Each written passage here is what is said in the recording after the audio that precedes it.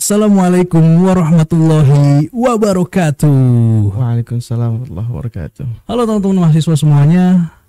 Kami dari BEM STDI Imam Syafi'i Jember insya Allah akan mengadakan suatu podcast nih ke depannya. Nah mungkin beberapa kalian tuh langsung nanya gitu ya kan, nih kok tiba-tiba ada podcast gitu kan, BEM ngapain sih bikin podcast gitu kan. Nah for your information aja nih, jadi podcast ini merupakan salah satu program kerja dari Kementerian Kominfo, which is komunikasi dan informasi. Di bawah naungan BEM STDI Imam Syafi'i Jember, yang dimana konten ini merupakan konten podcast yang bertujuan untuk mengenalkan UMKM yang ada di lingkungan STDI Imam Syafi'i Jember. Dan ini juga merupakan salah satu agar ada tindakan kontinuitas ya.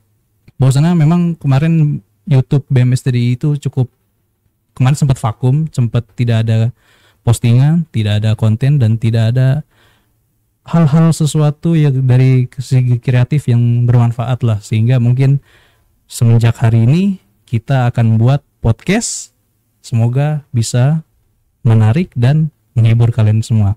Dan alhamdulillah di episode pertama podcast Bincang UKM STDI Imam Syafi'i Jember, yang dimana mungkin kalian udah tahu lah ya kalau misalkan di judulnya sebelum kalian ngeklik video ini. Jadi telah hadir bersama kita semuanya pada sesi kali ini The Chief of Forum Kajian Ilmu Fikih. Telah hadir bersama kami semuanya. Ladies and gentlemen, please welcome Mr. Rahmat Rianto. Assalamualaikum Bang. Waalaikumsalam warahmatullahi wabarakatuh. Sehat ya Bang ya? Sehat alhamdulillah. Alhamdulillah sehat juga. Ya kalau sakit kita nggak jadi podcast kita. Iya kan? Di reschedule juga kita, nggak jadi ngobrol kita. Kan? Oke, Bang Rahmat Rianto. Siap. Nih kita ada main benar dan tidak nih. Oke. Jadi abang cuma bisa jawab benar atau tidak. Nggak boleh tambahan ya? Tidak boleh tambahan. Sip. Nih harusnya, ya kalau misalkan ada yang kurang srek berarti salah dari saya juga nih. Oke, Bang Rahmat Rianto, mahasiswa semester 8. Benar. Mahasiswa semester 8, program studi Hukum Keluarga Islam. Benar. Nah, kemudian Bang Rahmat ini, nah ini kurang dipercaya ini sebenarnya nih. Dari Padang. Salah. Yang jelas abang ini bukan orang Jawa ya kalau dari logatnya. Ya benar. Dari Pekanbaru, Riau? Salah. Ya sudah.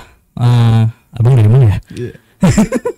Ya kalau dibilang dari Padang ada darahnya ya. Oke. Darah bapak. Cuman nggak bisa, orang Padang itu kan nggak bisa dibilang keturunan Padang kalau bukan mengalir darahnya itu dari ibu. Oke. Jadi dibilangnya itu anak pisang lah. Nah itu maka kenapa Zainuddin nggak diterima cintanya sama Hayati, karena dia anak pisang. Itu dari sejarahnya sedikit ya kan. Oke, siap, mantap. Kalau lahir di Batam. Cuman sekarang domisilinya di Kabupaten Bintan, Kepulauan Riau. Kabupaten Bintan, Kepulauan Riau. Tetanggaan sama Malaysia dan Singapura. Perbatasan ya? Iya, perbatasan. Mantap. Oke. Langsung aja nih. Siap. Abang datang dari Bintan ke Jember. Siap. Ngapain Bang? Ya tujuan yang paling pertama itu menggapai cita-cita ya. Karena masuk di STDI dengan umur yang tidak muda, sudah berkeluarga dan mempunyai anak 2, otomatis harus memiliki cita-cita yang jelas gitu. Karena kita berangkat dari jauh dan juga mengorbankan banyak hal. Jadi yang paling besar itu adalah menurut kita tuh menggapai cita-cita. Menggapai cita-cita dengan berkuliah di sini ya. Siap. Baik. Sebagai wasilah untuk menggapai cita-cita. Oke, Bang Rahmat. Nih teman-teman semuanya ya. Bang Rahmat ini merupakan bisa dibilang apa ya? Sosok yang menginspirasi bagi saya ya. Bang Rahmat datang jauh-jauh dari Bintan ke sini kuliah, dan beliau ini merupakan orang yang apa sebutannya ya? Cukup aktif berorganisasi, teman-teman. Ini yang saya tahu aja ya. Beliau itu menjadi menteri di BEM juga.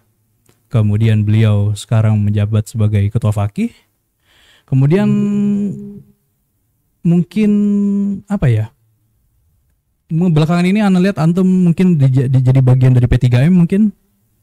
Ya dalam waktu 1 bulan sih dan udah habis masa magangnya. Ya tetap aja itu Yeah. udah salah satu kegiatan yang mantep.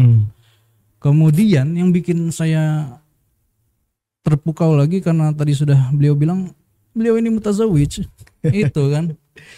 Jadi sebenarnya oke, mungkin di episode kali ini kita akan bahas dari segi fakihnya ya, dari sebagai Bang Rahmat ini sebagai ketua fakih teman-teman. Oke, langsung aja. Kenapa Abang masuk fakih dulu deh?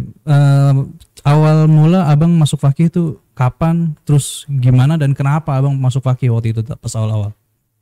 Sebagai seorang mahasiswa yang memilih prodi hukum keluarga Islam, otomatis kita mempunyai niat dan juga kemauan untuk mengembangkan bakat.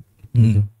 Setuju. Nah, kemudian di program studi yang awalnya awal syakhsiyah kemudian berubah menjadi hukum keluarga Islam, itu menaungi sebuah himpunan mahasiswa yang bernama Forum Kajian Ilmu Fikih, Fakih. Kita sebagai mahasiswa baru ketika itu di semester 1, wah seru nih. Jika bisa bergabung bersama mahasiswa senior untuk mengembangkan bakat gitu. Jadi ketika ada rekrutmen, kita coba untuk mendaftarkan diri. Meskipun waktu itu kita mengambil 2 jalur ya. Karena waktu itu kalau nggak salah tidak diperbolehkan menggandeng 2 organisasi sekaligus. Baik. Tapi alhamdulillah lewat.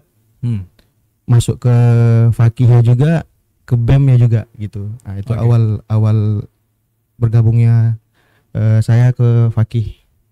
Baik, itu di semester berapa Bang? Pertama kali masuk fakih itu? Kalau tidak salah ingat dari awal semester 2. Awal semester 2 itu Iya, bisa awal dibilang semester 2. itu ya masih awal ya semester 2 tuh ya. Iya. Itu Abang sudah tergerak hatinya, ada rasa untuk mengembangkan minat dan bakat hingga masuklah fakih saat itu. Ya benar. Awal semester 2 hingga akhirnya Abang dijadikan sebagai ketua. Kapan Abang diangkat jadi sebagai ketua fakih itu? Diangkat sebagai ketua fakih itu kalau tidak salah di penghujung semester 5. Penghujung semester 5. Ya, penghujung semester 5. Berarti, karena waktu itu ada sedikit tidak sesuai jalurnya. Jadi waktu itu jabatan fakih harus sedikit lebih lama diemban gitu. Karena ada sedikit ya biasalah kesalahan teknis di lapangan. Jadi terlebih waktu itu kita corona kan. Kita corona, jadi sebagian himpunan mahasiswa dan organisasi itu ya terkendala lah jalannya karena mahasiswa semua online di rumah, tidak ada kegiatan offline sama sekali dari himpunan mahasiswa juga organisasi, jadi terkendala di sana dan di sini gitu. Dan itu menjadi ketua fakih pas semester 5-an. Untuk sistemnya itu apakah Abang mengajukan diri ataukah dipilih dari ketua, ataukah Abang mengajukan kemudian bareng calon-calon yang lain kemudian dipilih di musyawarah voting bareng-bareng? Saat itu rekrutmennya seperti mana tuh? Ini sebenarnya agak unik ya. Jadi ketika itu sebenarnya dilema juga. Baik. Karena di saat yang bersamaan nama kita tuh masuk dalam nominasi Presiden BEM. Ketika itu ada beberapa kandidat. Namun sebelum musyawarah besar BEM itu, ya ketika nama kita masuk ke dalam nominasi sebagai Presiden BEM, adalah kabar-kabar gitu terdengar bahwasanya nama kita juga masuk dalam nominasi ketua fakih gitu. Agak dilema gitu. Sempat berpikir gimana ya, apakah harus mengambil tampuh kepemimpinan di BEM ataukah harus di fakih. Kemudian kembali ke semangat awal tadi. Oh iya, kita punya dedikasi untuk terus berkembang di program studi hukum keluarga Islam, terlebih khusus di dalam fakih. Jadi ketika orasi, kebetulan dapat giliran pertama, ketika orasi di musyawarah besar tersebut, saya langsung mengundurkan diri. Bahwasanya tidak bisa melanjutkan orasi ini. Ya, dalam orasi tersebut disampaikan saya tidak bisa kita lanjutkan untuk mengambil tampuk kepemimpinan BEM ini gitu. Nah, jadi ketika itu kita ada 3 kandidat.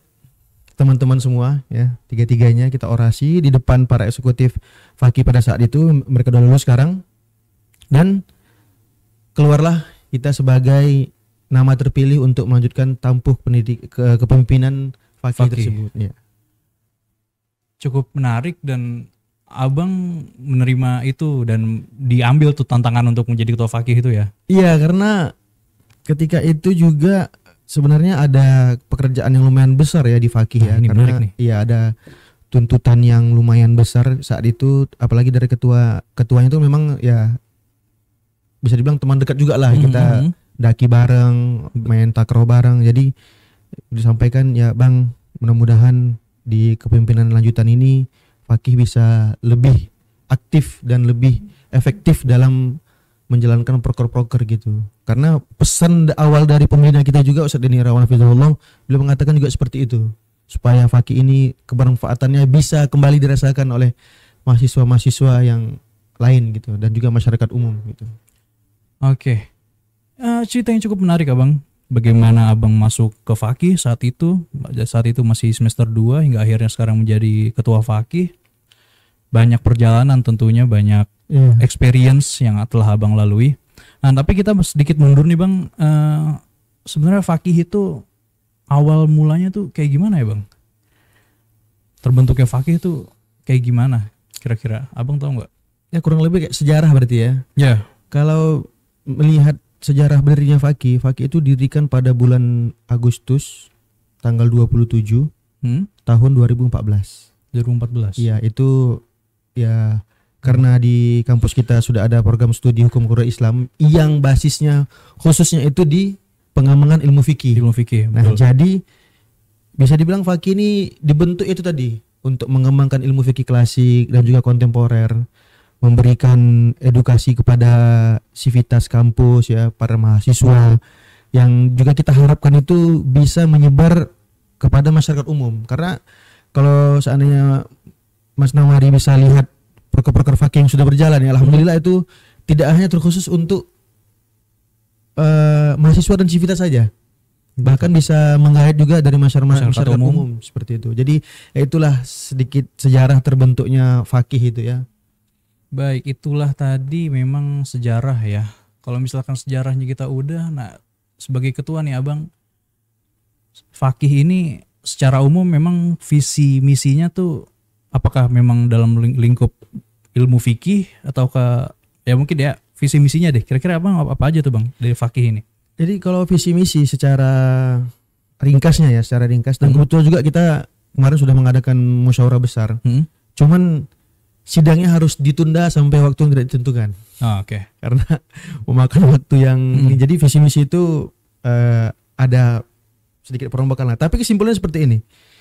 Fakih itu didedikasikan untuk pengembangan ilmu fikih klasik dan juga kontemporer. Baik. Yang mana penerapan nanti itu diharapkan kepada para mahasiswa dan juga sivitas dan untuk mencakup masyarakat luas gitu. Makanya dari situ diciptakanlah proker-proker yang memang semua itu basisnya ilmu fikih, baik itu yang klasik dan juga yang kontemporer seperti itu. Baik, itulah tadi fakih di mana merupakan suatu himpunan mahasiswa ya di bawah program studi hukum keluarga Islam yang bergerak di bidang ilmu fikih baik klasik maupun kontemporer. Harapannya tentu ini mahasiswa bisa bersikeras, bisa turun, bisa mengembangkan baik itu skill dari segi ilmiahnya ataupun dari segi apapun yang berkaitan dengan fikih itu sangat diharapkan untuk terjun di fakih ini ya bang ya. Benar. Baik, itu masalah fakih ya dari segi sejarah, visi misi. Kemudian kalau misalkan kita bahas ke proker mungkin ya bang ya. Iya. Dari segi proker terakhir abang telah bikin apa nih sebagai ketua?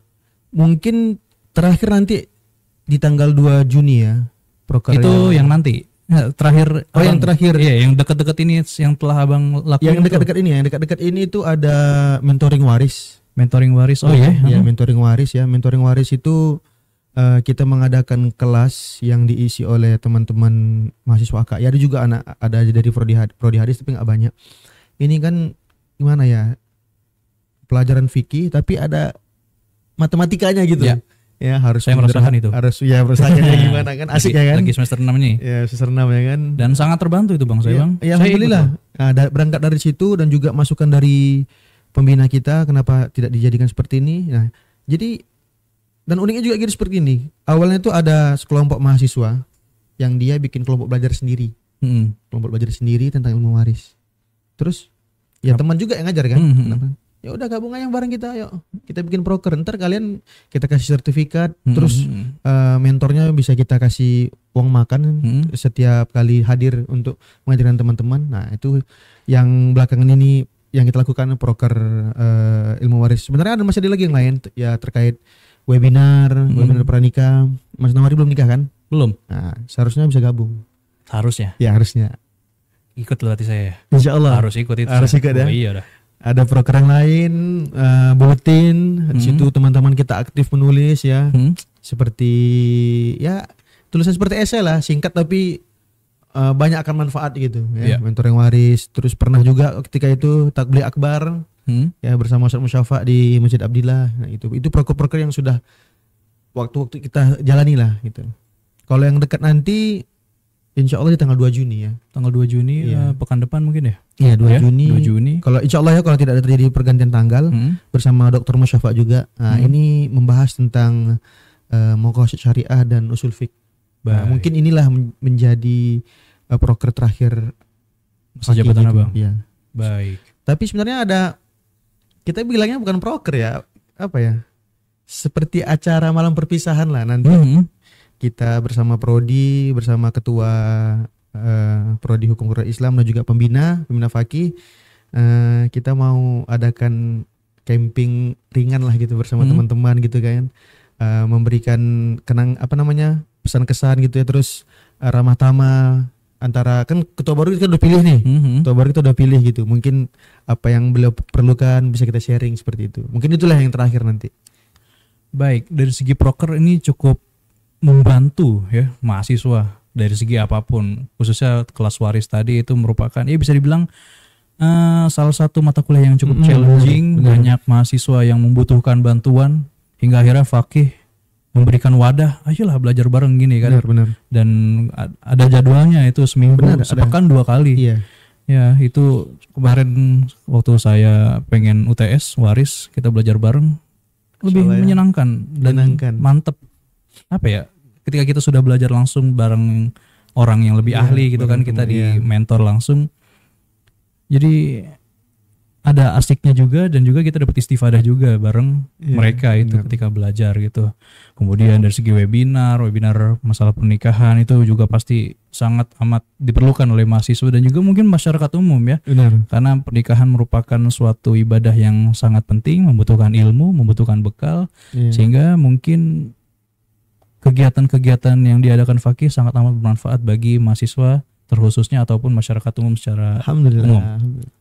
Baik, itu Fakih. Tadi juga mungkin Abang ada proker terakhir ya sebelum Abang turun jabatan ya. Ya Abang juga semester 8 udah pengen lulus juga tuh. Iya. Oke. Itu masalah dari segi program kerja. Nah, sekarang pertanyaan saya. Harapan Abang untuk teman-teman mahasiswa untuk bisa berjerumus, untuk bisa berkontribusi terhadap Fakih, kira-kira ada nggak Bang?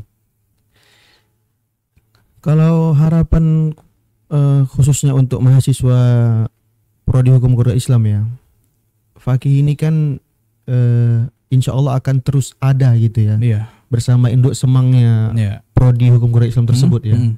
Jadi jikalaulah memang memiliki dedikasi yang tinggi dan bisa memberikan manfaat, gabunglah bersama Fakih. Karena apa? Karena kita ingin penerapannya itu kepada mahasiswa itu, baik ilmu fikih klasik dan juga kontemporer itu bisa sangat dikuasai. Karena kita tahu keadaan-keadaan sekarang yang terjadi ya, terlebih kontemporer ya, dengan perkembangan zaman yang semakin canggih. Jadi ilmu fikih klasik dan kontemporer itu perlu dipadukan. Nah ini yang nanti kita harapkan mahasiswa itu memiliki penguasaan yang baik di situ. Terlebih kalau bisa dipadukan dengan ilmu hadis. Ya bisa dipadukan dengan ilmu hadis yang penerapan juga sangat bagus jika bisa dikolaborasikan semuanya gitu. Karena ya kita tahu dengan perkembangan zaman tadi kita tidak bisa, karena sebagian orang memandang fikih apaan sih? Kayak ilmu ketinggalan zaman. Nggak.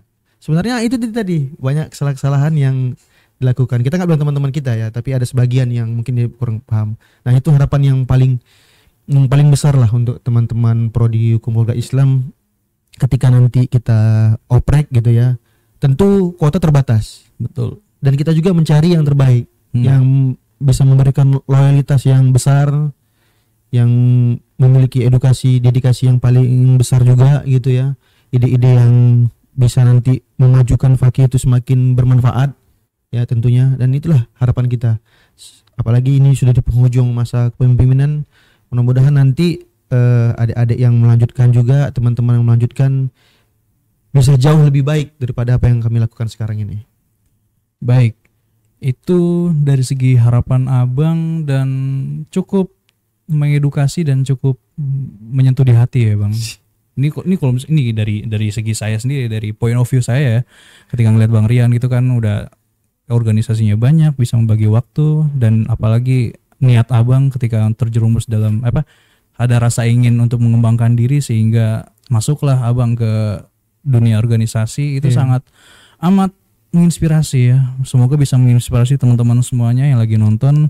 Oke Bang, nih sebelum ditutup bisa lah diajak kira-kira ajakan buat teman-teman biar masuk fakih kayak gimana sih, kira-kira dapat apa aja keuntungan untuk masuk fakih, di fakih dapat apa aja, apakah dapat ini dapat itu, silakan Abang. Oke. Teman-teman prodi hukum keluarga Islam ya, terutama sekarang yang berada di semester 2 atau nanti di semester ganjil ya, mulai dari semester 1, semester 3 dan semester 5. Ayo gabung ke fakih, tunjukkan dedikasi yang besar gitu ya. Otomatis nanti dengan kuota yang terbatas, para pelamar-pelamar lowongan fakih ini otomatis akan berlomba gitu. Kalau kita bicara benefit, mungkin nggak banyak yang bisa kita berikan ya sekarang ini, belum terasa manfaatnya. Tapi satu yang bisa kita janjikan adalah kebermanfaatan itu bisa dirasakan ketika nanti kita sudah keluar atau kita sudah tamat dari kampus kita tercinta ini. Adapun kalau seperti poin saktiva ya dan juga sertifikat, insya Allah itu bisa kita dapatkan selain di bergabung bersama fakih. Tapi relasi ya, juga melatih soft skill ya, melatih diri kita sebagai seseorang yang memiliki ide gagasan yang tinggi. Sudah saatnya teman-teman bisa bergabung bersama fakih. Kami tunggu di pendaftaran 2025. Mantap, terima kasih Bang Rahmat Rianto everybody. Baik, oke Abang, terima kasih banyak atas waktunya, atas sharingnya, berbagi cerita pada kesempatan kali ini. Dan bagi teman-teman semuanya yang mungkin pengen tahu lebih lanjut mengenai fakih, bisa langsung ceknya Instagram fakih ya di sini. Atau kalau misalkan pengen tahu informasi lebih lanjut, bisa dilihat juga di Instagram STDI ataupun Instagramnya BEM STDI Imam Syafi'i Jember. Oke, sekali lagi terima kasih Bang Rahmat. Sama Nawari. Jangan lupa teman-teman semuanya nantikan episode podcast Bincang UKM selanjutnya. Kira-kira abis ini kita enaknya ngobrol sama siapa ya? Langsung kalau bisa komen aja di bawah. Oke, saya Alvin Arif pamit undur diri. Terima kasih dan sampai jumpa lagi di episode selanjutnya. Assalamualaikum warahmatullahi wabarakatuh. Waalaikumsalam warahmatullahi wabarakatuh.